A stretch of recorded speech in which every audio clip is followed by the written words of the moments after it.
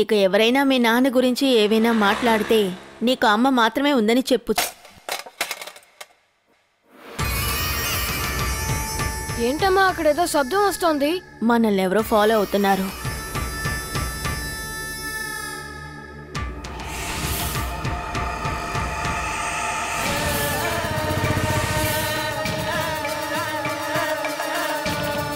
నూరా, మనకలా అనిపించిందేమో.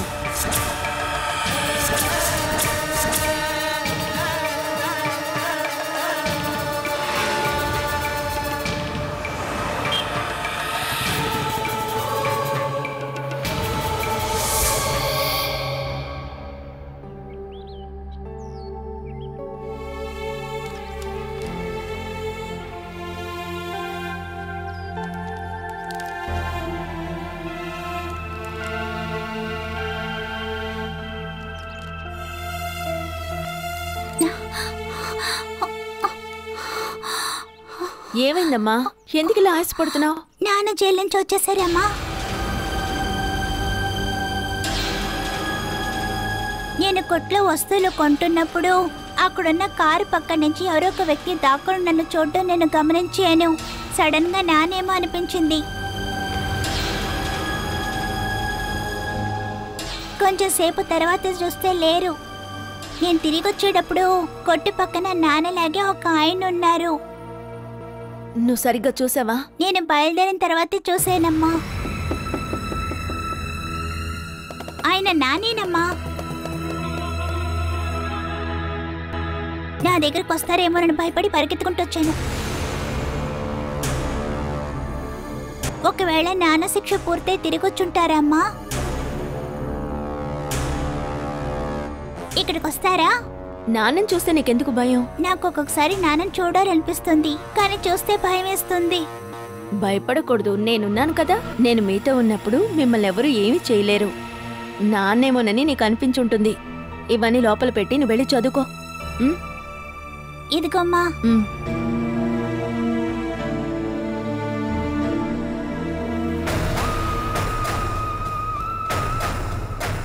శిక్ష పూర్తయి ఉంటుందా? అరే, అయ్యుండదు. అది వేణుగోపాల్ అయ్యుండడు. అలా వచ్చుంటే స్ట్రైట్గా ఇక్కడికే వచ్చేవాడు.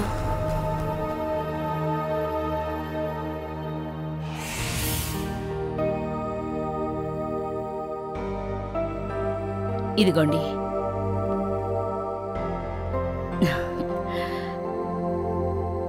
నేనొక విషయం చెప్పాలని 2 రోజుల నుంచి ఆలోచిస్తున్నాను. ఇందులో ఆలోచించడానికే ఉంది, చెప్పుండొచ్చు కదా. మీరు ఏమనుకుంటారా అని. నీ మనసులోనే ఉంటే నాకెలా తెలుస్తుంది? కళ్యాణి తన టీచర్ అమ్మ గురించి చెప్పినప్పుడల్లా తను పెద్దావిడేమో అనుకున్నాను. పోయిన వారం గుడికి వెళ్ళినప్పుడు ఆవిడ్ని చూస్తే నేను ఆశ్చర్యపోయాను. ఏమైంది బామ్మ? ఊరుకోండి, అందమైన పిల్ల. 2 పిల్లల తల్లంటే అస్సలు నమ్మలేము. మా అయితే 25 అనుకుంటారు, లేదా 26. అలాగే కనిపిస్తుంది. నువ్వు ఇదంతా ఎందుకు నాతో చెప్తున్నావు? కళ్యాణి తన టీచర్ మీద చూపించే ప్రేమ సూరజ్ కూడా ఉందేమోనని నా అనుమానం. నేను ఆ టీచర్ని గుళ్ళో చూసినప్పుడు నా పక్కన సూరజ్ కూడా ఉన్నాడు. వాళ్ళిద్దరి మాటలను బట్టి నాకలా అనిపించింది. అయినా నీకు ఇప్పుడంతా ఏదేదో అనిపిస్తుంది. ఏదైనా కళ్యాణి ఇష్టపడే అమ్మాయి అయితే ఖచ్చితంగా సూరజ్ పెళ్లి చేసుకోవటానికి ఒప్పుకుంటాడు. ఇంకా ఆ సుధా టీచర్ అయితే ఏమైంది? వాడికి పెళ్లి చేయటానికి 2 పిల్లలున్నావిడే నీకు దొరికిందా? వీడికి కూడా కూతురుంది కదండి, ఇంకేంటి? మీరొక్కసారి సుధా టీచర్ని చూడండి, మీకు నచ్చుతుంది. వాళ్ళిద్దరి జంట చాలా బాగుంది. ఈ ఇంట్లో ఎవరికో పుట్టిన 2 పిల్లలు పెరగటం నాకు అస్సలు ఇష్టం లేదు. పెళ్ళయిన తర్వాత వాళ్ళు కూడా సూరజ్ పిల్లలే కదా.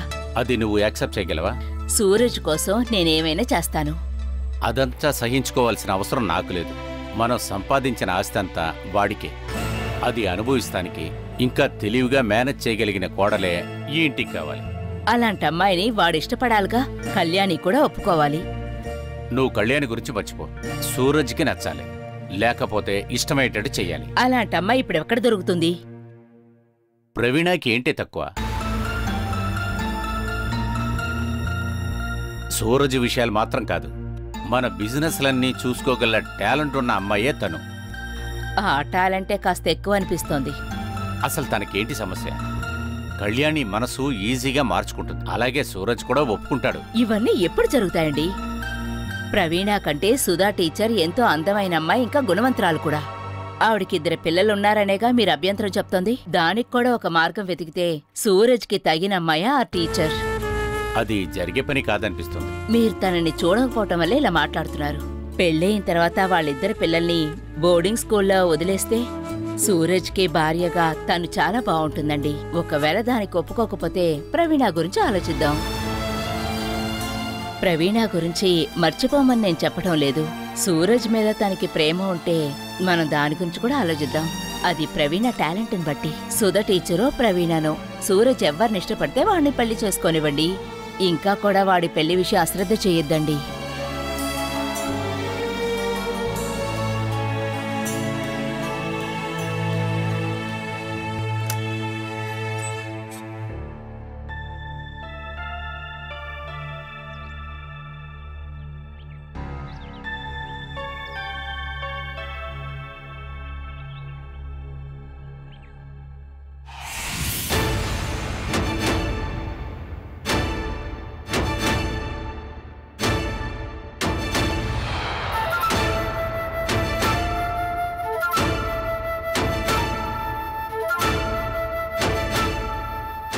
ఏంటి ఇక్కడ ఇంత మురిగ్గా ఉంది?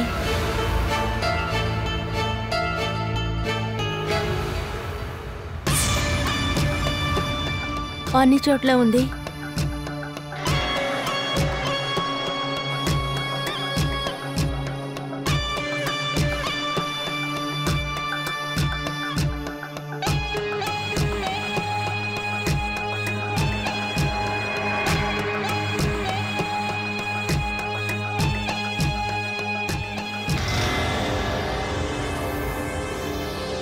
విను,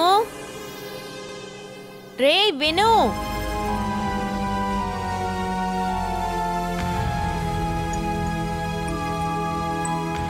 విను ఇలా రారా. ఏంటమ్మా? వినునొకసారి రమ్మను. ఎందుకు? వాడికి ఎన్నిసార్లు చెప్పాను బయటికెళ్ళి బురద తొక్కి అలాగే ఇంట్లోపలికి రావద్దని. చూడు ఎలా బురద తొక్కొచ్చాడో.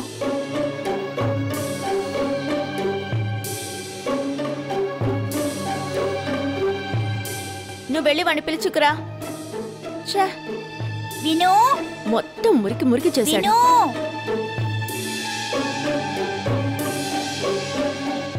ఏమిట్రదంతా? నీకు ఏం చెప్పినా నువ్వు నా మాట పట్టించుకో కదా. నువ్వు ఇలాగే చేస్తూ ఉంటే నేను బోర్డింగ్ స్కూల్లో వేసేస్తాను. ఇప్పుడు నేనేం చేశానని? నువ్వు ఏం చేయలేదా? ఈ బురదంతా ఎవరు తొక్కొచ్చారు?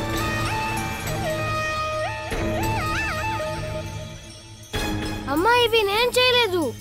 అవునమ్మా, ఇది విను చెప్పు కాదు, అంతకంటే పెద్ద చెప్పు. చూడండి.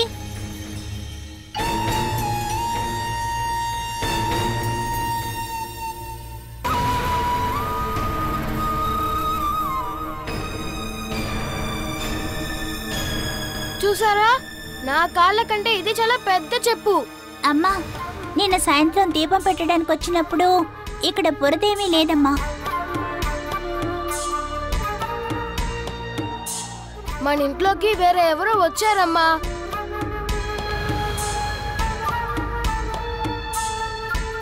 ఒకవేళ దొంగ ఉండొచ్చమ్మా.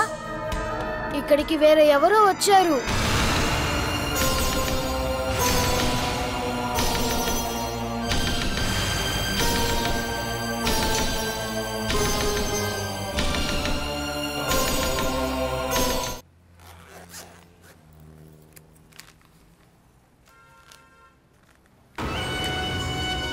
నాతో ఒక అబ్బాయి ఉండేవాడని చెప్పాను కదా విను. వాడికి తెలిసిన అతని దగ్గర ఇది దొరికింది. అయితే ఇది వాళ్ళు జిరాసిస్ ఉంటారు. అదంతా నాకేమీ తెలీదు, కానీ దీనివల్ల మనకి ఏదైనా మంచి జరగచ్చని అనిపిస్తుంది.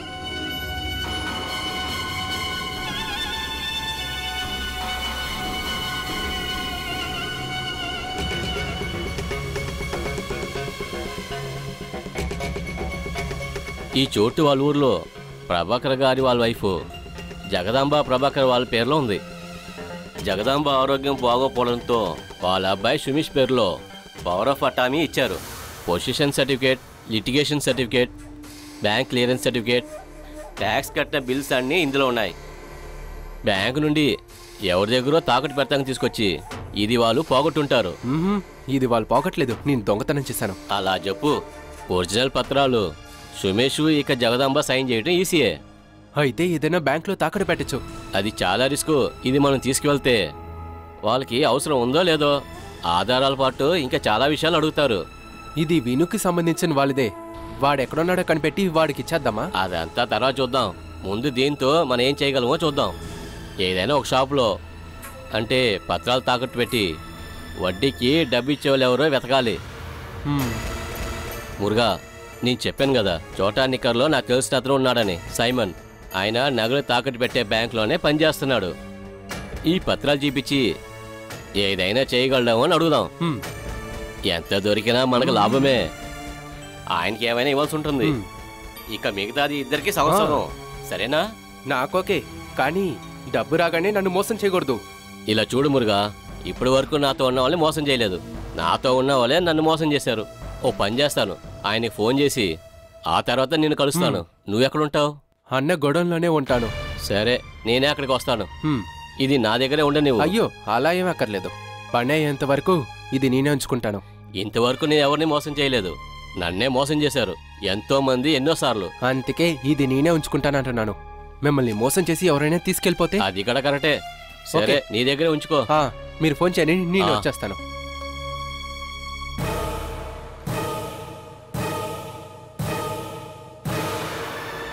వీడు గెట్టోడే.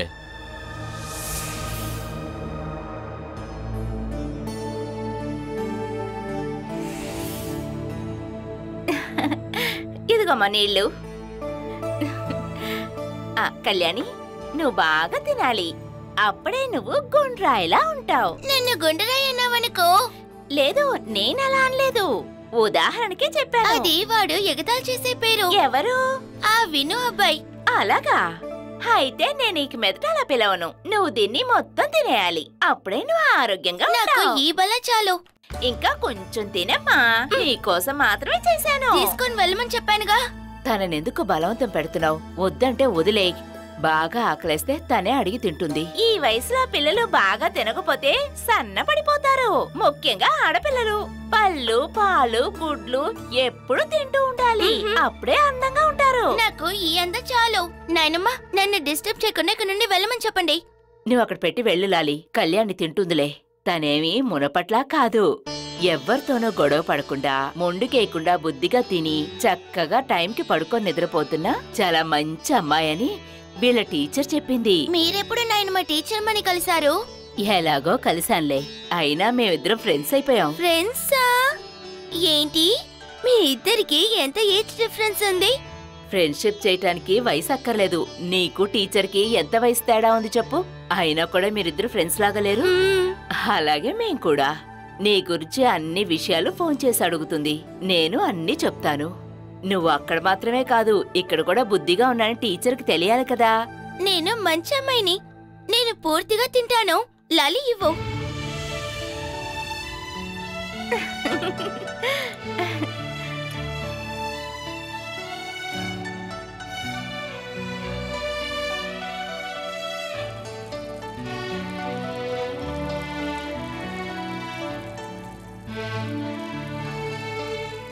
అరే మేడం, మీరేంటి నీళ్లు పడుతున్నారు? నాతో ఒక్క మాట చెప్పొచ్చు కదా. ఇటువంటి మేడం, మీరు ఏం చేసినా సరే కళ్యాణి మనసులో నుండి టీచర్ని మరిపించలేరు. అయినా వాళ్ళ ఆయన ఎక్కడున్నారని చెప్పారు? అదంతా నాకెలా తెలుస్తుంది? టీచర్ని పిల్లల్ని వదిలేసి 7-8 సంవత్సరాల క్రితం వెళ్లిపోయాడని ప్రీతి చెప్పింది. 7-8 ఏళ్లగా వాళ్ళ ఆయన వదిలేసి ఉందంటే వేరే పెళ్లి చేసుకోవడానికి అడ్డం ఉండదు మేడం. ఇక ఆయన తిరిగొచ్చినా కూడా భార్య మీద, పిల్లల మీద హక్కు చెలాయించలేరు. ఆయన తిరిగి వస్తాడో రాడో దాని గురించి మనకెందుకు? మనం అనవసరంగా దాని గురించి ఆలోచించొద్దు. ఆలోచించొద్దా ఏంటి? నాకొకటి స్పష్టంగా తెలుస్తోంది. టీచర్ గారికి, సూరజ్ గారికి పెళ్లి చేయాలని ఇష్టపడుతున్నారని అనిపిస్తోంది. నేను ఇష్టపడితే మాత్రం చాలా. సూరజ్ వాళ్ళ నాన్నగారు ఒప్పుకోనుంటే ఈ పెళ్లి ఎప్పుడో చేసేదాన్ని. మీరు వదలకుండా అడుగుతూ ఉంటే సార్ ఒప్పుకుంటారు. ఆయన సూరజ్ పెళ్లి ప్రవీణతో చేయాలనుకుంటున్నారు. ఎవరు? ఆ బ్యాంక్ లో పనిచేస్తున్న మాయా. సరిపోయింది. ఆవిడకంటే సూరజ్ సార్ ఎంతో అందంగా ఉంటారు. అందంగా కనిపించడానికి కాస్త మేకప్ వేసుకుని బయలుదేరతారు. చూస్తేనే తెలుస్తుంది ఏదో దురుద్దేశం ఉందని. మేకప్ వేసుకునే విషయంలో నువ్వు కూడా అంతే కదా? ఇది నా నేచురల్ అందం మేడము. నేనేదో కొంచెంగా టచ్అప్ చేస్తానంతే. నేను ఇంత తెల్లగా ఉండటం నా తప్ప ఏంటి? తెల్లగా ఉండటం తప్పు కాదు. తెల్లగా అవ్వడానికి ఏదోదో చేస్తూ ఉంటావు కదా, అది నేను చూసుకుంటానులే మేడం. తెలియని వాళ్ళు ఇంటికి వచ్చారంటే నిన్ను చూసి ఇంటి ఓనర్ అనుకుంటారు. అంటే మీరు అసూయ పడుతున్నారు కదా? అసూయ? అది కూడా నిన్ను చూసా వేళాకోళం చేస్తున్నానని అర్థం చేసుకోకపోతే నేను మాత్రం ఏం చేయను. మేడం మీరు ఏమైనానండి, నేనేం పట్టించుకోను. మేడం మనం ఒక్కసారి టీచర్ గారింటికి వెళ్ళొస్తే? ఎందుకు? వాళ్ళ ఇల్లు చుట్టుపక్కలంతా చూసొచ్చినట్టుంటుంది కదా. వేరే ఎవ్వరికి చెప్పొద్దు, మనిద్దరం మాత్రం వెళ్ళొద్దాం. కళ్యాణితో కూడా చెప్పొద్దు. అందుకు తన ఇల్లు ఎక్కడుందో తెలియాలి కదా. అదంతా నేను కళ్యాణితో గాని ఆటో ఆయనతో గాని అడిగి నేను తెలుసుకుంటానుగా. ఆవిడ్ని ఇంటికి వెళ్లి చూడాలని నాకు కూడా అనిపించింది. అయితే మనం ఆలస్యం చెయ్యొద్దు, రేపే వెళ్ళొద్దాం.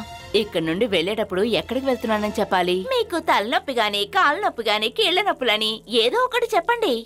డాక్టర్ దగ్గరికి వెళ్తున్నామని చెప్పండి. అయితే మనం టీచర్తో మాట్లాడి తన మనసులో కూడా ఏముందో తెలుసుకోవాలి. తన అడ్రస్ ఏంటో తెలుసుకో. ఎప్పుడు కనిపెట్టావని అడుగుతారు చూడండి, వెంటనే మన ఇంటి ముందు పందిరి వేసేస్తాం. ఎప్పుడెప్పుడా అని ఎదురు చూస్తున్నాను.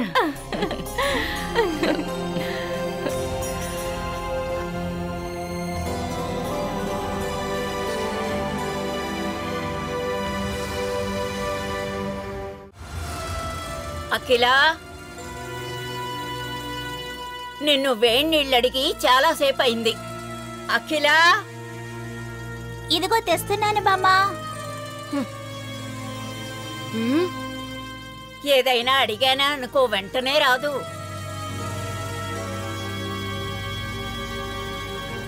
ఏంట్రా అలా చూస్తున్నావు? మళ్ళీ నన్ను ఎలా కష్టపెట్టాలా అనా? మీరే కదా నన్ను ఎప్పుడూ తిడుతూ ఉండేది. అది నీ ప్రవర్తన అలా ఉంది కాబట్టిరా. నువ్వు నన్ను చేసినవన్నీ వడ్డీతో సహా మీ అమ్మని శిక్షిస్తాను. అయితే మీరు నిజంగానే రాక్షసి కదా నాయనమ్మా? రాక్షసుడు నువ్వేరా. ఎంతసేపే? త్వరగా రా. ఇదిగో వచ్చేసాను బామ్మా. వెచ్చ చేయడానికా ఇంతసేపు? అయ్యో అయ్యో దేవుడా, అయ్యో అమ్మో, వసే బాలా త్వరగా రామ్మా. అయ్యో దేవుడా, అయ్యో వచ్చి చూడు, నీ కూతురు నా కాళ్ళ మీద వేడి పోసింది బాలా. అయ్యో కాళ్ళు కారిపోయి తల్లు. మంచి పని, మీకు ఇది కావాల్సిందే. నువ్వు కావాలనే కదా పోసా? కాదు బామ్మా. చాలే నోర్మై. కాదు అమ్మాయి బాలా. అయ్యో నా కాలు, అమ్మో అయ్యో దేవుడు, అమ్మో. మీరే కదా నాయనమ్మా సరిగ్గా తీసుకోలేదు. ఒరే ఊరుకో, అబద్ధం చెప్పకు. మీరిద్దరు కలిసి నన్ను చంపాలని చూస్తున్నారా? అయ్యో నా కాలు, అయ్యో నా కాలు. ఏంటత్తయ్య ఏమైంది? నీ కూతురు కావాలని వేడి నీళ్ళు తెచ్చి నా కాలు మీద పోసిందమ్మా. నేను కావాలని పోయలేదమ్మా, తెలియకుండా చేజారింది. ఇన్ని రోజులు చేజారలేదే? నాకు తెలుసు, ఇదంతా మీరు కావాలనే చేస్తున్నారే. ఏం కాదు, మీరే నాయనమ్మా గొడవ చేస్తున్నారు. అబద్ధం చెప్పకో. విను, నువ్వు మాట్లాడకు. నువ్వు కొంచెం జాగ్రత్తగా ఉండాలి కదా. ఏదో ఒకటి చేసి నన్ను ఇక్కడి నుంచి తరివేయాలని చూస్తున్నారు. మీరు అనవసరంగా మాట్లాడకండి. నా మనసుకి ఏం తోస్తే అది మాట్లాడతాను. నీ పిల్లలు నన్ను ఇలా ఇబ్బంది పెడుతుంటే అది తట్టుకోలేక ఇక్కడి నుంచి వెళ్ళిపోతాను కదా. నీ మనసులో ఏదైనా ఉంటే చెప్పేవే, ఇక్కడి నుంచి వెళ్ళిపోతాను. మీరెందుకు ఇలా ఆలోచిస్తున్నారు?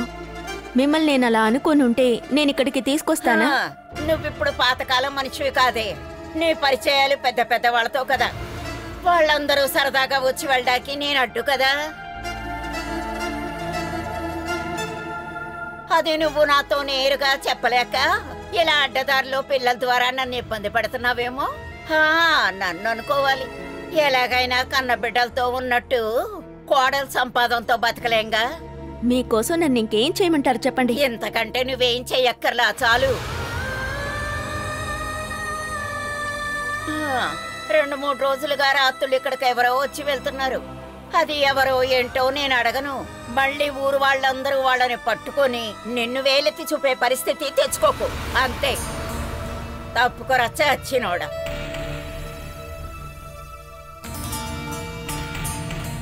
నువ్వెందుకు ఆ ముసలావిడికి నీళ్ళు ఇచ్చావు?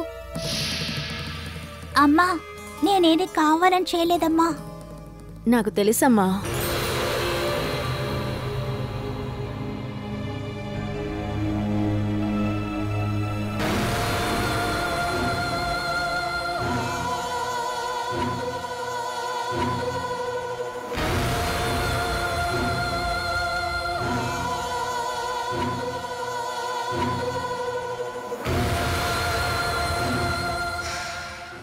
వీళ్ళ దగ్గర సైన్ తీసుకోండి. ఇదిగోండి.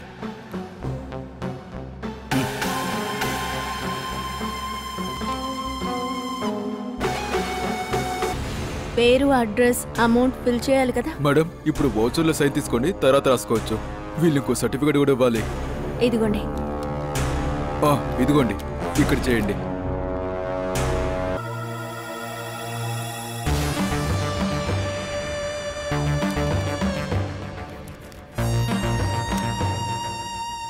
$50,000. మీరే ఇవ్వండి.